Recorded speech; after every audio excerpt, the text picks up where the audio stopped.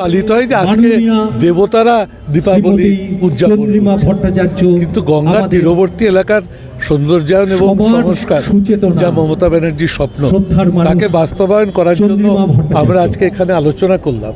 আমি নিজে উত্থাপনও করলাম যে বারাণসীর গঙ্গার জন্য যা হাজার হাজার কোটি টাকা ব্যয় হচ্ছে, কলকাতার গঙ্গার তীরের জন্য কেন হবে না? এখানেও তো কবিগুরু রবীন্দ্রনাথ ঠাকুরের, আচার্য প্রফুল্লচন্দ্র রায়, ঠাকুর শ্রী শ্রী রামকৃষ্ণ, স্বামী বিবেকানন্দ, কার না এখানে শেষকৃত্য সম্পন্ন হয়েছে। এই ইতিহাস সম্বলিত এই গঙ্গার ঘাটগুলোকে অত্যন্ত সুন্দরভাবে সৌন্দর্যায়ন এবং সংস্কার করার জন্য কেন্দ্রীয় সরকার অর্থ বরাদ্দ করুক। 25শে নভেম্বর থেকে আমাদের লোকসভা খুলছে। আমি সমস্ত লোকসভার সদস্যদের নিয়ে, আমি মুখ্যমন্ত্রীর অনুমতি নিয়ে এই বিষয়টি খুব বড় আকারে উত্থাপন করব।